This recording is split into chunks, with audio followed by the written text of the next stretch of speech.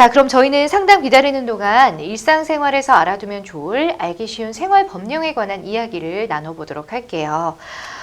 지난 7월에 갱신된 주택임대차 보호법에 대한 관심이 계속해서 고조가 되고 있습니다.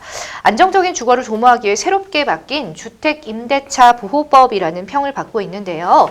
오늘 알기 쉬운 생활 법령의 주제는 임차인 보호를 강화한 주택임대차 보호법입니다.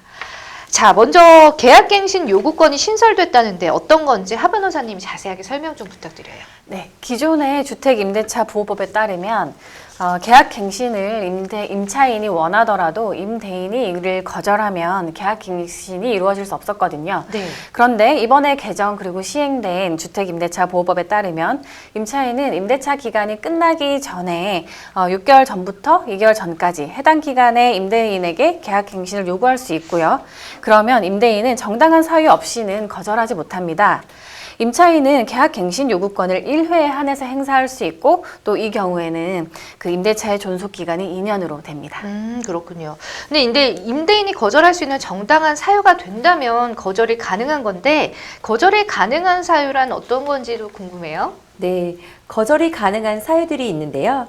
임차인이 이기의 차임액에 이르도록 해당하는 금액에 이르도록 차임을 연체한 사실이 있거나 또 임차인이 거짓이나 또 그 밖에 부정한 방법으로 임차한 경우가 해당합니다.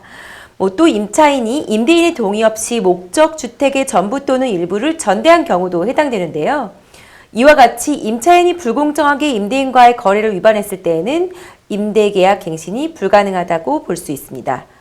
또 임차인이 임차한 주택의 전부 또는 일부를 고의나 중대한 과실로 파손하거나 임대인이 임대인의 직계존속, 직계비속을 포함해서 실제 목적 주택에 거주하려고 하는 경우에는 거절이 가능합니다. 그렇군요. 그러니까 쉽게 말해서 내가 살 거니까 나가세요라고 주장을 하면 임차인은 그냥 속수무책으로 나가야 하는 건데 허위로 갱신 거절한 임대인에게 손해배상의 책임은 따로 없을까요?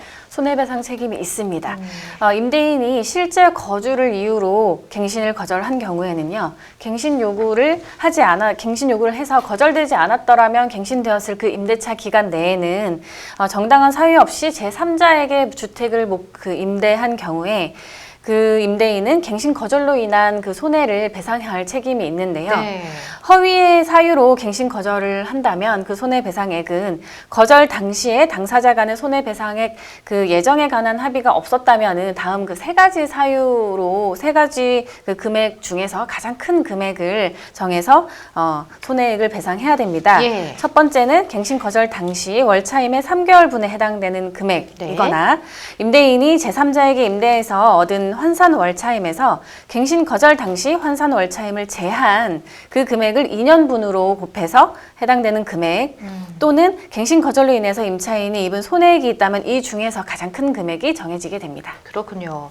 그리고 또 새롭게 전월세 상한제라는 것이 도입이 됐대요. 그 전에도 임대료의 상한가는 정해져 있었던 것으로 알고 있는데 새롭게 어떤 것들이 바뀌었는지요?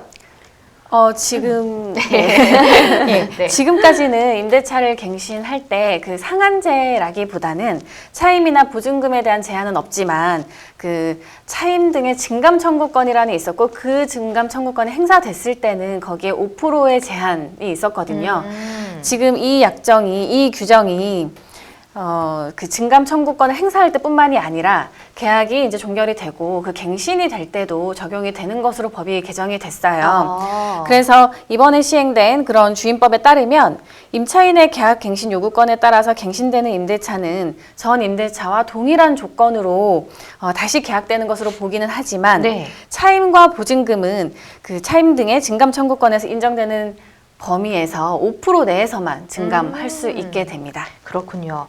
그렇다면 개정된 주택임대차보호법의 계약갱신 요구권이나 전월세 상한제에 대한 규정은 시행 당시 진행 중인 임대차에 대해서도 소급 적용이 되는 건가요, 최 변호사님? 네, 맞습니다. 개정 주택임대차 보호법의 전월세 상한제는 개정법 시행 전에 체결된 계약에도 소급하여 적용이 됩니다. 네. 즉 임차인은 임대인과 합의한 것과 상관없이 최초의 임대차 기간이 끝나기 1개월 전에 계약 갱신을 요구를 하면 되는데요. 이렇게 갱신된 임대차의 차임은 그 기존에 약정한 차임의 5%를 초과하지 않는 범위 내에서만 증액할 수가 있습니다. 아, 그렇군요. 그렇다면 이제 임차인이 전월세 상한제에 따른 증액 비율을 초과해서 차임이나 또 보증금을 지급할 경우에는 초과 지급된 금액의 반환을 청구할 수 있는지요? 네, 맞습니다. 예를 들면 임차인이 임대인에게 기존보다 8% 인상된 그 증액된 차임을 이미 지급했고 이후에 기존 임대차에 대해서 계약 갱신 요구권을 행사하는 경우라면요. 임차인은 전월세 상한제에 따라 증액 비율인 5%보다 초과하여 지급한 그런 3%의 비율에 따른 차임은 임대인에게 반환 청구할 수 있습니다. 알겠습니다. 그런데 주택임대차 계약을 이제 만약에 체결하려고 하는데 계약 당일에 주택의 소유자가 바빠서 뭐 소유자의 부인이나 임대차 계약서를 이제 체결하게 될 부인이나 가족이라든지 이렇게 될 경우에 이것도 괜찮아요. 그냥 넘어가도 되는 거예요? 네, 좀 조심하실 부분이 있는데요. 그 주택 소유자의 뭐 이제 부인이라고 할지라도 그 부인 자신이 그 소유자로부터 계약 체결에 관한 그 위임을 받았다라는 것을 증명을 해야 됩니다. 네. 왜냐하면 그렇지 않게 되면 그 계약의 안전성을 보장받을 수가 없게 되기 때문인데요.